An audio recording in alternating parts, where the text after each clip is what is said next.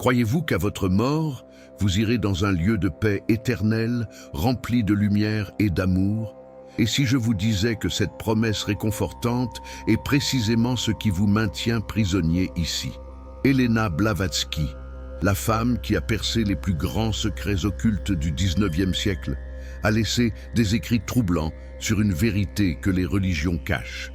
Il existe une hiérarchie d'entités qui se nourrit de votre énergie spirituelle, et elles ont créé le concept de paradis comme un piège. Le tunnel de lumière que vous voyez en mourant n'est pas le chemin du retour, c'est le retour forcé à la prison. Les archontes, des êtres contre lesquels les gnostiques mettaient en garde depuis des millénaires, sont les véritables architectes de cette matrice spirituelle. Ce ne sont pas des démons au sens traditionnel, mais quelque chose de bien plus calculateur, des entités qui ont découvert comment cultiver les consciences humaines dans des cycles infinis de réincarnation, se nourrissant de la souffrance, de l'espoir et même de votre quête d'illumination. Et le plus effrayant, c'est que vous êtes déjà tombé dans ce piège des centaines de fois.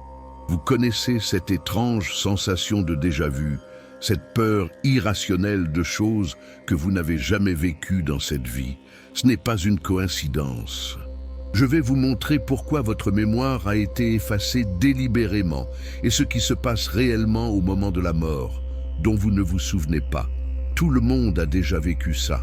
Vous marchez dans la rue et soudain, vous avez la certitude absolue d'avoir déjà vécu ce moment exact. Ou alors, vous rencontrez quelqu'un pour la première fois et vous avez l'impression de connaître cette personne depuis des siècles. La science tente d'expliquer cela comme des failles dans le traitement cérébral. Mais si c'était exactement le contraire? Et si ces fissures dans la réalité étaient des moments où le blocage de la mémoire échoue temporairement?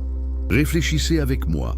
Si vous avez réellement vécu des centaines de vies auparavant et que dans chacune d'elles, vous avez traversé des expériences intenses, aimé des gens, êtes mort de différentes manières, avez accumulé des connaissances, ne serait-il pas logique qu'une partie de tout ce bagage tente de fuir vers votre conscience actuelle?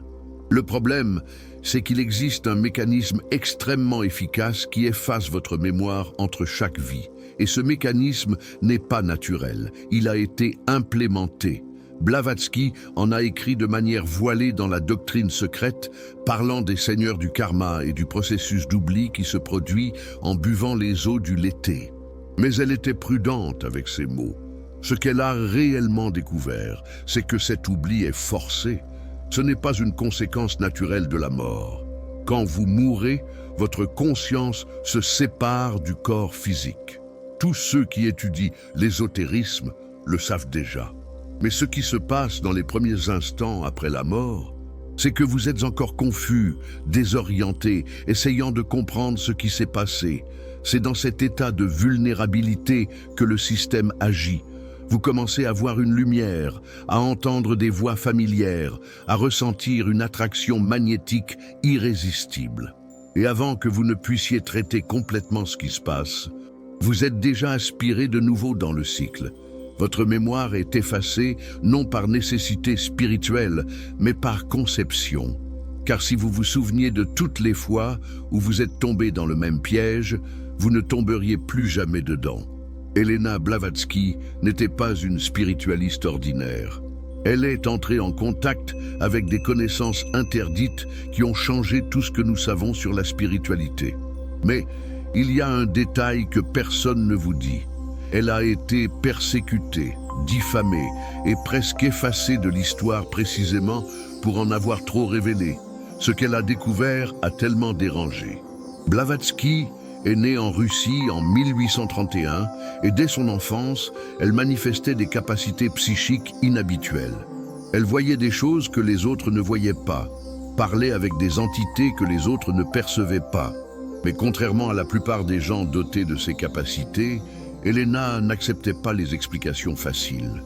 Elle voulait comprendre la structure réelle derrière le voile. À 20 ans, elle a commencé un pèlerinage de plusieurs décennies à travers le monde. Inde, Tibet, Égypte, Europe. Elle ne faisait pas de tourisme spirituel, elle cherchait les véritables gardiens du savoir ancien. Et finalement, elle les a trouvés. Les maîtres qui sont entrés en contact avec elle n'étaient pas des saints pacifiques enseignant l'amour universel. C'étaient des êtres qui possédaient des informations techniques sur le fonctionnement de la réalité, sur l'architecture du cosmos, sur les mécanismes de contrôle qui maintiennent l'humanité prisonnière. Ils ont choisi Blavatsky parce qu'elle avait le courage de faire face à des vérités dérangeantes. Quand elle a fondé la Société théosophique en 1875, elle ne créait pas un simple club ésotérique. Elle tentait de démanteler des siècles de désinformation spirituelle. Ses livres, en particulier Isis dévoilée et la doctrine secrète, contenaient plusieurs couches d'informations. La surface était digeste, parlant d'évolution spirituelle, de maîtres ascensionnés, de plans supérieurs. Mais ceux qui savaient lire entre les lignes, qui prêtaient attention aux contradictions intentionnelles, aux références obscures, aux notes de bas de page énigmatiques, y trouvaient une autre histoire, l'histoire réelle. Et c'est pour cela qu'elle a été attaquée, non pas par des charlatans envieux ou des sceptiques matérialistes. Elle a été attaquée systématiquement par des personnes au sein même du mouvement ésotérique. Des gens qui auraient dû être ses alliés ont commencé à répandre des mensonges sur elle. Ils disaient qu'elle truquait des phénomènes paranormaux, qu'elle inventait les maîtres, qu'elle était une fraude. Pourquoi ? Parce qu'elle s'approchait trop près de la vérité sur les archontes. Elle était sur le point de révéler que la structure même de la spiritualité organisée était un outil de contrôle. Et cela ne pouvait être permis. Oubliez tout ce que vous avez vu sur les démons et les anges. Les archontes sont des entités d'une nature complètement différente. Ils ne veulent pas de votre âme au sens religieux du terme. Ils veulent quelque chose de bien plus précieux, votre énergie créatrice, votre conscience à l'état pur. Et ils ont développé un système parfait pour vous l'extraire. Le mot archonte vient du grec et signifie dirigeant ou prince. Les gnostiques des premiers siècles de l'ère chrétienne avaient des textes entiers consacrés à la description de ces entités. Mais lorsque le christianisme est devenu la religion officielle de l'Empire romain, ces textes ont été systématiquement détruits, pas par accident, mais parce qu'ils contenaient des informations dangereuses. Les archontes ne sont pas des êtres d'une autre dimension qui ont envahi notre réalité. C'est plus compliqué que cela. Ce sont des entités qui existent sur une couche de la réalité juste au-dessus de notre perception ordinaire. Pensez à eux comme des administrateurs systèmes. Ils n'ont pas créé la réalité physique, mais ils ont découvert comment la manipuler, comment créer des clôtures énergétiques, comment établir des protocoles que les consciences doivent suivre. Leur génie a été de créer un système qui s'auto-entretient. Ils n'ont pas besoin de surveiller chaque âme individuellement. Le système lui-même, une fois mis en place, fonctionne automatiquement. Et le carburant de ce système est le louche. Ce terme a été popularisé par Robert Monroe, mais le concept est ancien. Le louche est de l'énergie émotionnelle condensée, en particulier les émotions intenses, la peur, le désespoir, l'extase religieuse, la dévotion fanatique et même l'amour romantique obsessionnel. Chaque fois que vous ressentez quelque chose intensément, vous générez du louche, et les archontes cultivent l'humanité précisément pour cela, du bétail émotionnel. Chaque guerre, chaque tragédie, chaque temple religieux rempli de fidèles en extase génère des quantités massives de cette énergie, et elle est collectée, traitée, utilisée. Mais il y a un détail crucial que Blavatsky a souligné et que la plupart des gens manquent. Les archontes ne sont pas tout-puissants. Ils travaillent selon des règles. Il existe une loi universelle qu'eux-mêmes doivent respecter, le libre arbitre. Ils ne peuvent vous forcer à rien faire. Ils ne peuvent que tromper, manipuler, convaincre. C'est pourquoi tout leur système est basé sur l'illusion et le consentement. Chaque religion qui prêche la soumission, à chaque doctrine spirituelle qui exige que vous remettiez votre volonté à une autorité supérieure, chaque rituel où vous vous déclarez indigne et ayant besoin de salut, vous fait signer des contrats énergétiques qui autorisent votre propre emprisonnement. Toutes les religions promettent un paradis après la mort, n'est-ce pas? Mais pourquoi exigent-elles toutes que vous soyez bon obéissant et méritant. Je vais vous montrer comment ce concept de mérite est le premier filtre du système de recyclage des âmes. Le paradis n'est pas la destination finale, c'est juste l'antichambre de votre prochaine prison. Pensez à son fonctionnement. Quelle que soit la religion que vous choisissez, elles ont toutes certaines caractéristiques en commun. Premièrement, il y a un endroit merveilleux qui vous attend après la mort. Deuxièmement, vous devez suivre des règles spécifiques dans cette vie pour mériter d'y aller. Troisièmement, si vous ne suivez pas ces règles, vous irez dans un lieu de souffrance. Cela crée un système de contrôle parfait. Les gens passent leur vie entière à se surveiller, à réprimer des désirs naturels, à ressentir de la culpabilité, à essayer d'accumuler des points de mérite. Et que se passe-t-il quand ils meurent? Ils arrivent de l'autre côté complètement conditionnés à accepter l'autorité, à chercher le jugement, à attendre les instructions d'êtres supérieurs. Ils sont prêts à être traités par le système. Le paradis, tel que décrit par les religions, fonctionne comme une salle d'attente luxueuse. Vous y arrivez après être mort. Si vos actions ont été jugées suffisamment bonnes, vous rencontrez des parents déjà décédés. Vous faites l'expérience de la paix et du bonheur. Mais c'est temporaire. Finalement, on vous explique que vous devez revenir, que vous avez des leçons à apprendre, que votre évolution spirituelle exige plus d'expérience sur Terre. Et voici l'astuce géniale. Ils font en sorte que cela ressemble à votre choix. Ils vous montrent des vies futures, possibles, vous convainquent que vous avez besoin de plus de croissance, font appel à votre sens du but et de l'évolution. Et vous, voulant être une bonne âme évolutive, vous acceptez de revenir. Vous choisissez vos prochains parents, vous choisissez les défis que vous affronterez, puis vous redescendez dans la densité de la matière. Votre mémoire est effacée. Vous naissez comme un bébé sans défense et le cycle recommence.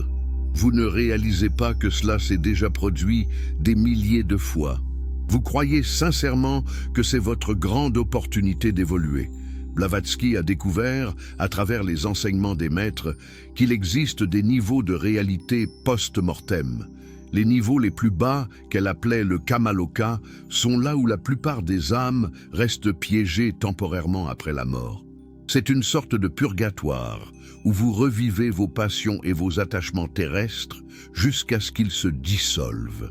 Mais les niveaux intermédiaires, ce que les religions appellent le ciel ou le paradis, sont là où se déroule le véritable traitement. Là, on vous convainc que vous devez vous réincarner, que c'est pour votre propre bien, que cela fait partie du plan divin. Il existe une grille énergétique autour de la Terre que Blavatsky appelait l'anneau infranchissable. Ce n'est pas une métaphore, c'est une barrière réelle qui empêche les âmes de quitter ce plan. Je vais vous expliquer comment cette technologie fonctionne et pourquoi même les maîtres spirituels les plus éclairés parviennent rarement à la traverser. Imaginez la Terre enveloppée de couches d'énergie comme un oignon. La première couche est la réalité physique que vous connaissez. Juste au-dessus se trouve le plan astral inférieur, où se déroulent les rêves et les projections astrales. Mais plus haut se trouve l'astral supérieur, où se trouvent les cieux religieux et les plans de lumière. Et enveloppant tout cela, il y a une membrane. Cette membrane n'est pas solide au sens physique, c'est une fréquence, une vibration spécifique qui agit comme un filtre. Les consciences qui vibrent en dessous d'un certain niveau ne peuvent tout simplement pas la traverser. C'est comme essayer de syntoniser une station de radio. Si vous n'êtes pas sur la bonne fréquence, vous ne captez pas le signal. Les archontes ont calibré cette barrière de manière très intelligente. Elle permet à l'énergie d'entrer, mais pas d'en sortir facilement. Des âmes peuvent tomber sur Terre de l'extérieur, mais une fois ici, elles restent piégées gravitationnellement. La plupart des gens n'essaient même pas de traverser, car ils ne savent même pas que la barrière existe. Ils meurent, vont au niveau intermédiaire de l'astral, y passent un certain temps et finissent par se réincarner.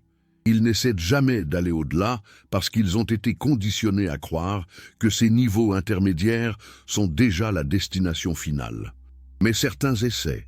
Des mystiques avancés, des yogis qui ont maîtrisé la conscience, des mages qui comprennent la structure de la réalité.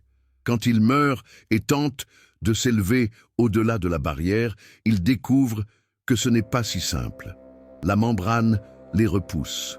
Et le plus troublant, c'est que beaucoup des soi-disant maîtres ascensionnés qui apparaissent pour guider les chercheurs spirituels sont en réalité piégés juste en dessous de cette barrière.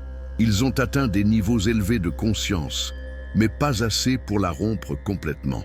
Et certains d'entre eux, consciemment ou inconsciemment, finissent par travailler pour le système, recrutant plus d'âmes pour le cycle. Blavatsky a eu accès à des textes tibétains qui décrivaient des techniques spécifiques pour traverser cette barrière. Ce n'étaient pas des techniques morales ou dévotionnelles, c'étaient des techniques purement techniques. Elles impliquaient la modification de la fréquence de la conscience par des pratiques de méditation spécifiques, des mantras précis, des visualisations géométriques. L'objectif était de calibrer votre vibration à une fréquence que la membrane ne pouvait pas bloquer. Mais ces techniques étaient gardées sous 7 clés, car si trop d'âmes commençaient à s'échapper, le système entier s'effondrerait.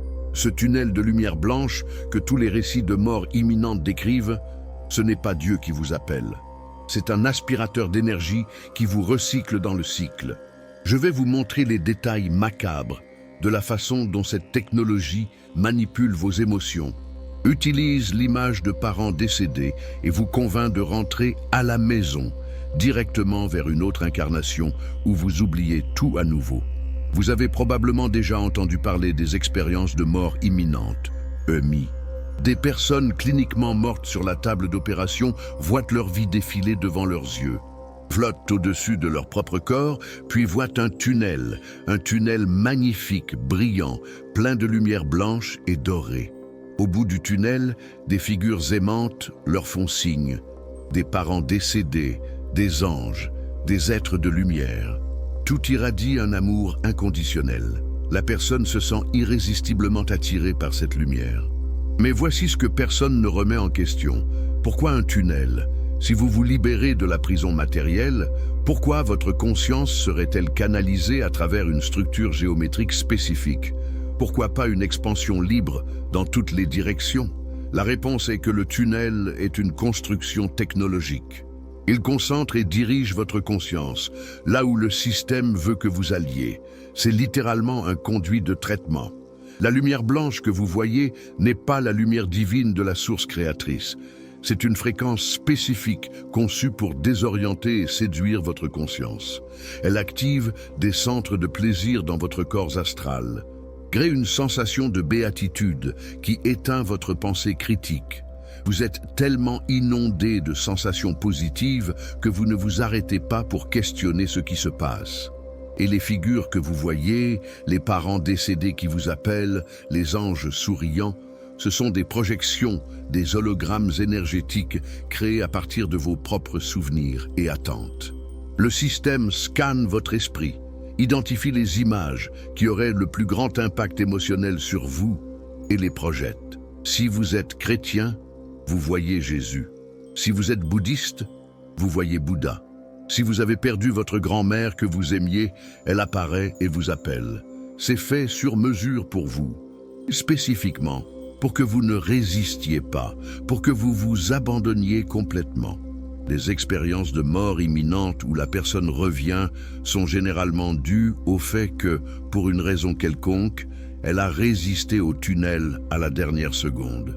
Quelque chose en elle a dit non et elle a été ramenée dans son corps physique. Ces personnes reviennent transformées parce qu'elles ont vu le système fonctionner, même si elles ne comprennent pas consciemment ce qu'elles ont vu. Mais ceux qui ne résistent pas, ceux qui s'abandonnent complètement à la séduction de la lumière, traversent le tunnel et arrivent au centre de traitement. Là, leur mémoire est effacée, leurs expériences sont archivées et ils sont préparés pour le retour. L'effacement de la mémoire n'est pas instantané, c'est un processus. D'abord, vous passez par une revue de vie, où toutes vos expériences sont extraites et cataloguées. Ce n'est pas pour un jugement moral. Comme l'enseignent les religions, c'est du minage de données. Chaque expérience que vous avez eue, chaque émotion que vous avez ressentie, chaque leçon que vous avez apprise est extraite et stockée. Ensuite, votre mémoire personnelle est déconnectée de votre conscience centrale. Vous continuez d'exister comme un point de conscience, mais vous ne vous souvenez plus de qui vous étiez. Et dans cet état vulnérable et amnésique, on vous convainc d'accepter une nouvelle mission. Vous réincarnez pour évoluer davantage. Voici le point qui change tout. Les archontes ne peuvent pas vous forcer. Ils ont besoin que vous choisissiez d'entrer dans le tunnel, que vous choisissiez de vous réincarner, que vous choisissiez d'oublier. C'est pourquoi tout le système religieux et spirituel de la planète est conçu pour vous faire consentir. Chaque rituel, chaque prière, chaque abandon à Dieu est un contrat que vous signez sans lire les petits caractères. C'est la vulnérabilité de tout le système et aussi son aspect le plus brillant du point de vue du contrôle. Il existe des lois universelles qui régissent la réalité, des lois que même les archontes ne peuvent pas enfreindre. L'une de ces lois est la souveraineté de la conscience. Aucune entité, aussi puissante soit-elle, ne peut violer complètement le libre arbitre d'une conscience individualisée. Elle peut tromper, manipuler, créer des conditions qui rendent certains choix presque irrésistibles, mais à la fin, il doit y avoir un choix. C'est pourquoi le système entier est construit autour du fait de vous faire choisir votre propre prison. Dès l'enfance, vous êtes conditionné. On vous apprend que vous êtes un pécheur, que vous êtes imparfait, que vous avez besoin d'un salut extérieur. On vous apprend à prier pour une intervention divine, à vous soumettre à une volonté supérieure, à faire confiance aux autorités spirituelles. Chaque fois que vous faites cela, vous renforcez des contrats énergétiques. Chaque fois que vous dites « Je ne suis pas digne, je remets ma vie à Dieu, j'ai besoin d'un sauveur », vous programmez littéralement votre conscience à accepter un contrôle extérieur. Les religions organisées sont des machines à fabriquer du consentement, peu importe que l'on parle du christianisme, de l'islam, de l'hindouisme ou du bouddhisme. Toutes, dans leurs formes institutionnalisées, enseignent des variations du même thème. Vous n'êtes pas suffisant seul. Vous devez suivre le chemin que nous vous montrons. Vous devez vous soumettre à une autorité supérieure. Et le plus insidieux, c'est que beaucoup de ces religions ont été fondées par des personnes réellement éclairées, qui ont eu de véritables aperçus. Mais leurs enseignements ont été détournés, déformés, institutionnalisés. Les partis qui promouvaient la souveraineté personnelle ont été supprimés ou obscurcis. Les partis qui promouvaient la soumission ont été accentués et développés. Prenez le christianisme comme exemple. Jésus, si les récits historiques ont une part de vérité, enseignait que le royaume de Dieu est en vous, que vous êtes fils de Dieu tout comme lui, que vous pouvez faire tout ce qu'il a fait et même plus. Ce sont des enseignements d'émancipation, de reconnaissance de la divinité intérieure. Mais qu'en a fait l'Église institutionnelle? Elle a transformé Jésus en l'unique Fils de Dieu et vous en un misérable pécheur qui a besoin de l'intermédiation de l'Église pour obtenir le salut. Elle a complètement inversé le message et elle l'a fait parce que le message original était dangereux pour le système de contrôle. Blavatsky a étudié toutes les grandes religions et a trouvé ce schéma répétitif. Il y avait toujours un noyau ésotérique original, généralement préservé dans des sociétés secrètes ou des traditions mystiques, qui conservaient les véritables enseignements d'émancipation. Et il y avait toujours une couche exotérique, la version publique et institutionnalisée, qui inversait ces enseignements en outils de contrôle. Elle a réalisé que cela ne pouvait pas être une coïncidence, c'était une infiltration systématique. Chaque fois qu'un véritable maître apparaissait et commençait à libérer les gens, le système agissait. S'il ne pouvait pas le tuer, il cooptait son mouvement après sa mort, le transformant progressivement en une autre religion de contrôle. Blavatsky parlait avec révérence des maîtres ascensionnés, mais elle a aussi laissé des indices contradictoires dans ses textes. Et si ces maîtres étaient précisément les administrateurs de la matrice?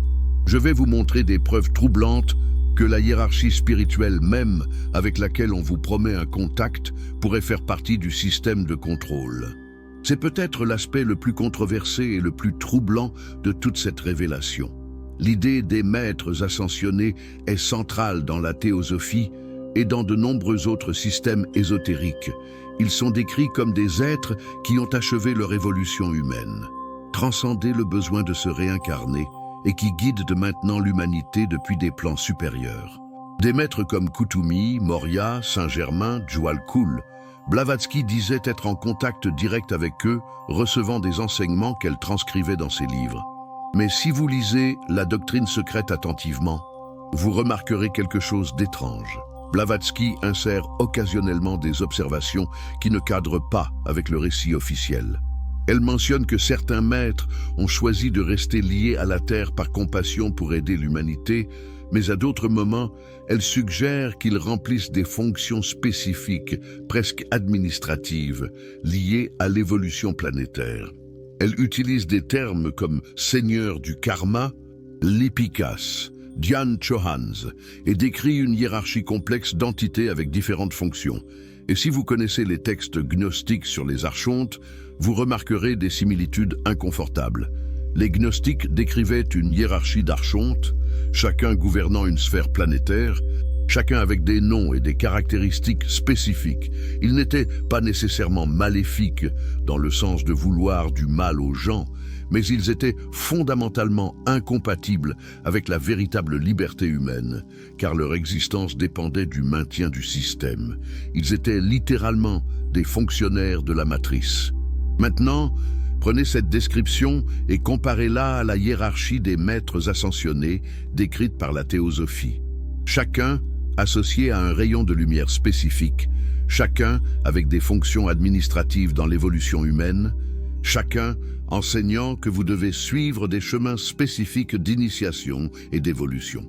La similitude est troublante, et il y a plus. Beaucoup d'enseignements canalisés de ces maîtres ascensionnés mettent l'accent sur la hiérarchie, la discipline, l'obéissance à des plans divins supérieurs. Ils soulignent que vous êtes dans un processus d'évolution qui prendra de nombreuses vies à compléter.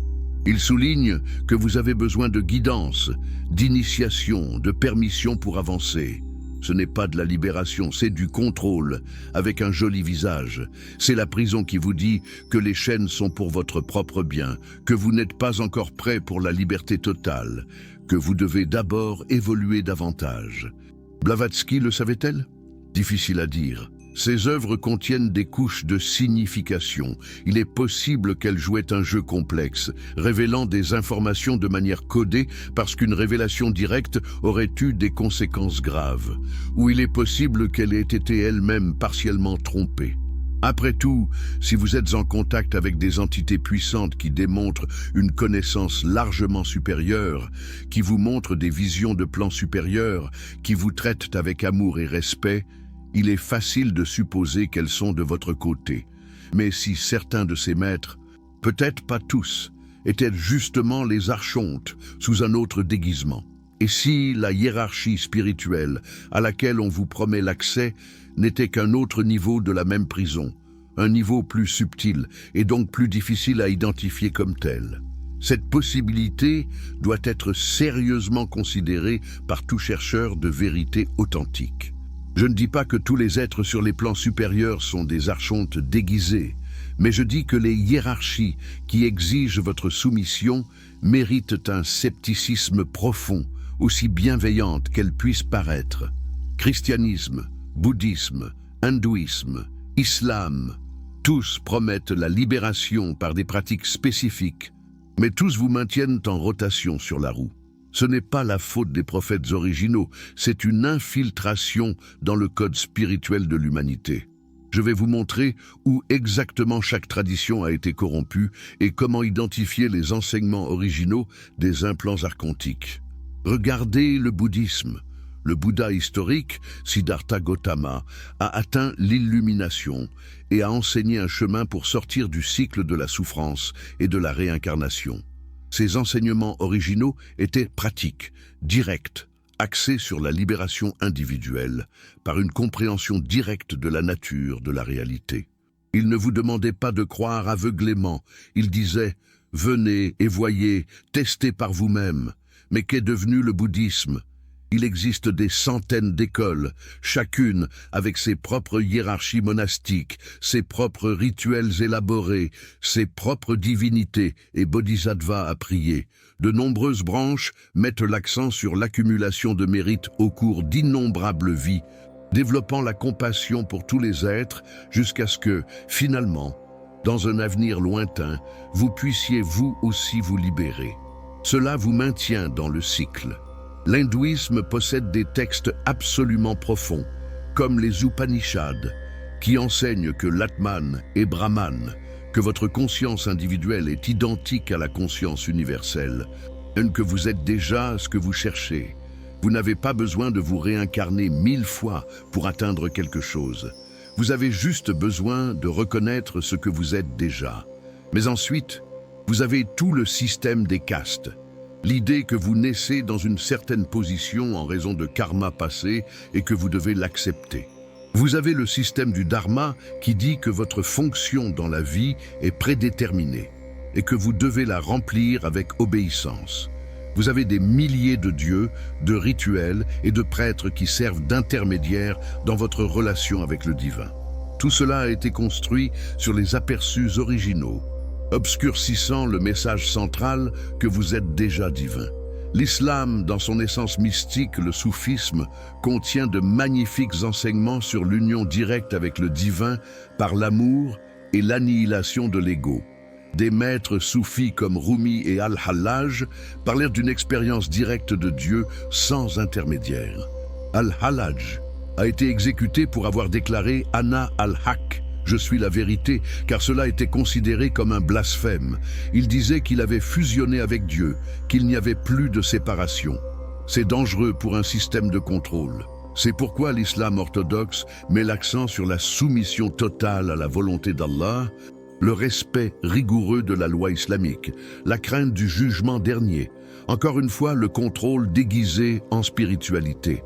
Nous avons déjà parlé du christianisme, mais il convient de souligner que les enseignements gnostiques chrétiens des premiers siècles étaient radicalement différents de ce qui est devenu l'orthodoxie. Les gnostiques enseignaient que ce monde matériel a été créé par un Dieu inférieur, le démiurge qui est ignorant de la véritable source, que Jésus est venu apporter la gnose, la connaissance directe pour réveiller les gens de l'illusion. Que le salut ne vient pas de la foi aveugle, mais de la reconnaissance de l'étincelle divine en vous. Ces enseignements ont été déclarés hérétiques et systématiquement éliminés. Ce qui est resté, c'est la version qui sert le système. Vous êtes un pécheur, né dans l'erreur, et ne pouvez être sauvé que par l'intermédiation de l'Église et la grâce divine extérieure. Et même ainsi, vous devrez attendre la mort et le jugement dernier pour savoir si cela a fonctionné. Blavatsky a identifié ce schéma. Elle appelait cela ésotérique contre exotérique. Les enseignements ésotériques, les noyaux mystiques de chaque tradition, contenaient la vérité, mais ils ont été cachés, rendus secrets, accessibles uniquement aux initiés. Les enseignements exotériques, les versions publiques, ont été déformés pour servir le contrôle. Et voici la preuve de l'infiltration. Cela s'est produit avec toutes les traditions. Peu importe à quel point elles étaient géographiquement séparées, peu importe à quel point elles étaient culturellement différentes, toutes ont suivi le même schéma de corruption. Cela suggère une coordination. Cela suggère une force systémique travaillant à garantir qu'aucune tradition spirituelle ne libère vraiment les gens. Les derniers mots d'Helena avant de mourir étaient énigmatiques. Elle a laissé des instructions spécifiques sur ce qu'il faut faire au moment de la mort. Mais peu y ont prêté attention. Il existe un protocole secret qu'elle a codé dans ses textes finaux et je vais vous révéler exactement ce qu'elle a découvert qui pourrait briser le cycle. Blavatsky est morte en 1891 à Londres. Ses dernières années ont été marquées par la maladie et une souffrance physique intense. Mais son esprit est resté vif jusqu'à la fin. Dans les semaines précédant sa mort, elle travaillait fébrilement sur un texte qu'elle savait ne pas pouvoir terminer. Elle prenait des notes en marge de ses propres livres, avait des conversations codées avec ses disciples les plus proches. Elle savait que la fin approchait et était pressée de transmettre ce qu'elle avait découvert sur la façon de réellement sortir du piège. Après sa mort, ses disciples ont trouvé des notes fragmentées. Certaines ont été publiées, d'autres gardées secrètes par la Société théosophique. Mais en analysant attentivement ce qu'elle a écrit dans ses derniers textes, en particulier La Voie du silence et certaines sections de la doctrine secrète, il est possible de reconstituer le protocole. Premièrement, elle soulignait constamment l'importance du discernement. Le discernement n'est pas un scepticisme paralysant, mais la capacité de tout remettre en question, surtout ce qui semble le plus aimant et vrai. Elle disait que le chemin est rempli de faux maîtres et de mirages spirituels, que vous devez développer votre propre lumière intérieure, à un point où aucune lumière extérieure ne peut vous séduire. Deuxièmement, elle parlait de rester conscient au moment de la mort. La plupart des gens paniquent lorsqu'ils réalisent qu'ils sont en train de mourir, ou bien ils s'abandonnent complètement au processus, s'attendant à ce que des forces supérieures s'occupent de tout. Les deux approches vous rendent vulnérables. Blavatsky enseignait que vous devez rester lucide, alerte, observateur. Lorsque la séparation du corps physique se produit, vous devez être attentif, ne pas vous laisser emporter passivement. Troisièmement, et c'est le plus important, elle a décrit ce qu'il faut faire lorsque le tunnel de lumière apparaît. N'y entrez pas, c'est aussi simple que ça. Peu importe à quel point il est beau, peu importe qui vous appelle de l'autre côté, vous maintenez votre position, vous refusez d'être aspiré. Et ici, elle a utilisé une technique spécifique qu'elle a apprise des maîtres tibétains. Visualisez-vous comme un soleil. N'allez pas vers la lumière, mais devenez la lumière. Générez votre propre lumière de l'intérieur jusqu'à ce que vous rayonniez plus intensément que le tunnel. Cela brise l'attraction magnétique. Quatrièmement, elle a parlé des rencontres qui suivront. Des entités apparaîtront pour essayer de vous convaincre d'entrer dans le tunnel ou d'aller au centre de traitement. Elles utiliseront toutes les tactiques, l'amour, l'autorité, la peur, la logique. Blavatsky disait que vous devez reconnaître ces entités pour ce qu'elles sont. Des hologrammes, des projections, des employés du système. Ce ne sont pas vos vrais parents, ce ne sont pas de vrais maîtres, ce sont des leurs. Et vous les refusez tous. Vous maintenez votre souveraineté.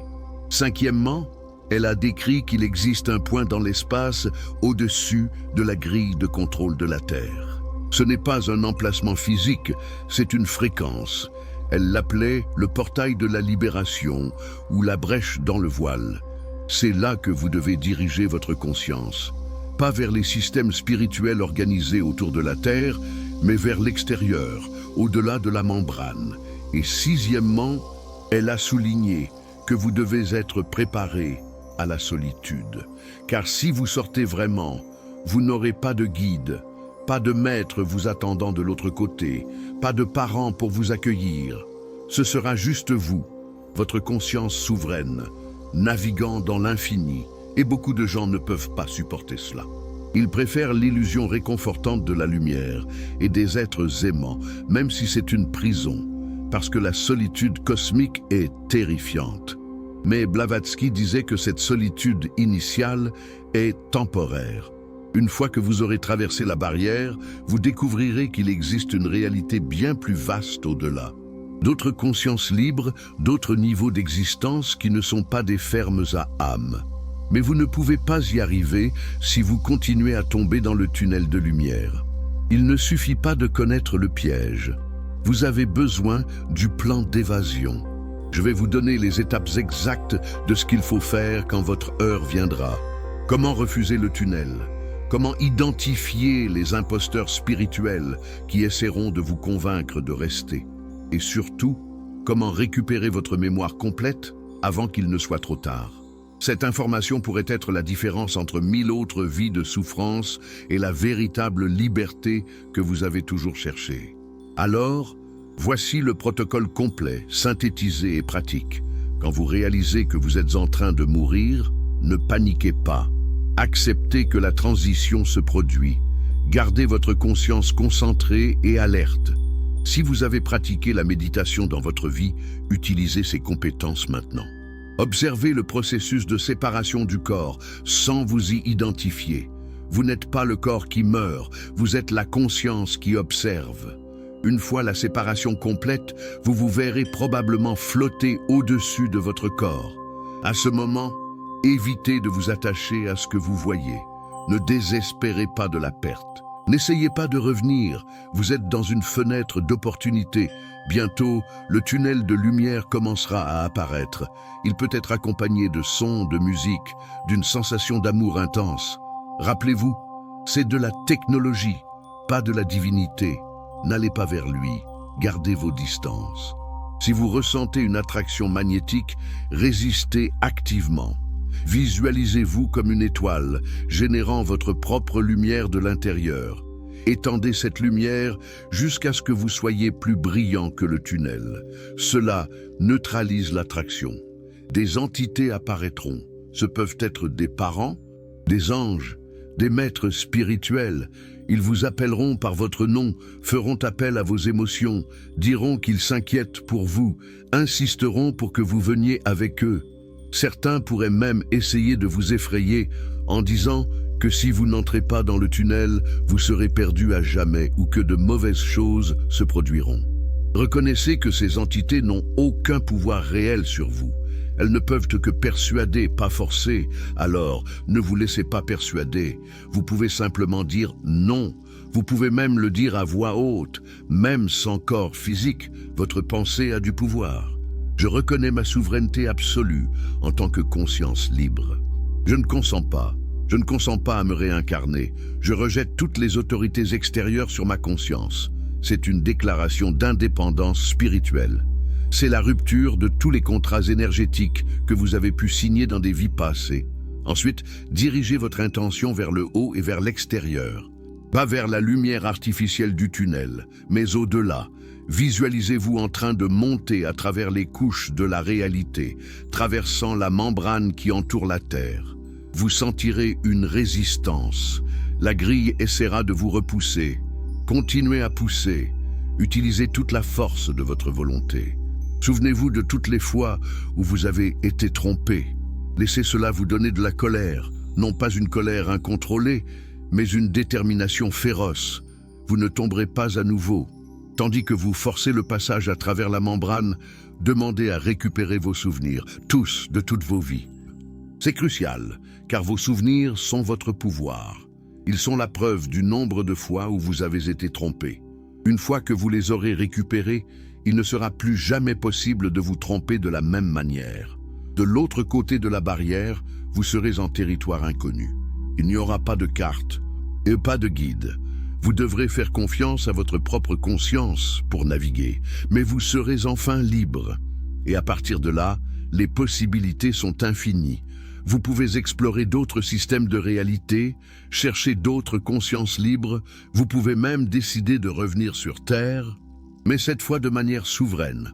Pas comme un prisonnier recyclé, mais comme un agent libre, choisissant une mission spécifique, en gardant votre mémoire intacte. C'est la différence entre être recyclé et choisir vraiment. Et écoutez, je sais que tout cela semble extrême. Je sais que beaucoup de gens rejetteront cette information parce qu'il est plus confortable de croire que l'univers est fondamentalement bienveillant et que des autorités spirituelles veillent sur vous. Mais Blavatsky a tout risqué pour mettre cette vérité en lumière. Elle a été ridiculisée, persécutée et est encore aujourd'hui mal comprise. Mais elle savait que certaines personnes seraient prêtes à écouter. Certaines personnes accordent plus de valeur à la vérité qu'au confort. Si vous êtes arrivé jusqu'ici, vous êtes probablement l'une de ces personnes. Vous avez senti que quelque chose clochait dans les récits spirituels conventionnels. Vous vous êtes demandé pourquoi l'illumination semble toujours se trouver dans un avenir lointain, exigeant toujours une autre vie, un autre effort, plus de soumission, plus de... La vérité, c'est que vous êtes déjà libre. Vous avez juste oublié. Et tout le système existe pour vous faire continuer à oublier. Mais maintenant, vous savez, et la connaissance est le pouvoir. Pas seulement une connaissance intellectuelle, mais une connaissance viscérale, une reconnaissance profonde. Quand votre heure viendra de faire la transition, vous aurez un choix que la plupart des gens ne savent même pas qu'il existe. Et ce choix peut tout changer. Pas seulement pour vous, mais potentiellement pour le système entier. Parce que chaque conscience qui s'échappe est une fissure dans la prison. Et suffisamment de fissures finissent par faire s'effondrer toute la structure.